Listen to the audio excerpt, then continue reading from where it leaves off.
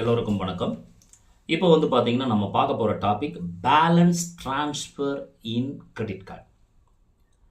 இதுக்கு உங்களுக்கு ரொம்ப தேவை, நீங்கள் 2 கிரெடிட் கார்டு வச்சுருந்தா மட்டும்தான் இதை செய்ய முடியும். எப்படி அப்படின்னா, முதல் கிரெடிட் கார்டில் நீங்கள் ஒரு அமௌண்ட்டை கட்ட வேண்டி இருக்குது அப்படின்னா அதை கட்ட வேண்டியதில்லை. 2வது கிரெடிட் கார்டிலேருந்து நீங்கள் ட்ரான்ஸ்ஃபர் பண்ணிக்கலாம். அப்போ அந்த பில் செட்டில் ஆயிடும். அப்போ இதனால் என்ன லாபம்னா, இந்த முதல் கிரெடிட் கார்டுக்கு கரெக்டாக நீங்கள் பேமெண்ட் கட்டிடுறீங்க. அதனால் அது உங்களுக்கு ஹிஸ்ட்ரி பக்காவாக இருக்கும். அதே மாதிரி 2வது கிரெடிட் கார்டிலிருந்து கட்டியிருக்கிற காரணத்தினால உங்களுக்கு 50 நாள் கழித்து அந்த அமௌண்ட்டை கட்டினா போதும். அப்போ இவ்வளோ லாபம் இருக்குது. அதனால் இந்த பேலன்ஸ் ட்ரான்ஸ்ஃபர் அப்படிங்கிறது ஒரு நல்ல விஷயமா கிரெடிட் கார்டில் பார்க்கப்படுது. இந்த ட்ரான்ஸ்ஃபர் பண்ணும்போது ஒரு மினிமம் சார்ஜஸ் பே பண்ண வேண்டியிருக்கும். அது மட்டும் நீங்கள் கட்டினா இதை தாராளமாக பண்ணலாம். இந்த மாதிரி சுவாரஸ்யமான விஷயங்களை நீங்கள் தெரிஞ்சுக்கணும் அப்படின்னா டிஸ்கிரிப்ஷனில் இருக்கிற வீடியோவை பாருங்கள். கிறிஸ்டிக் செமினரி சேனலை மறக்காமல் சப்ஸ்கிரைப் பண்ணுங்கள்.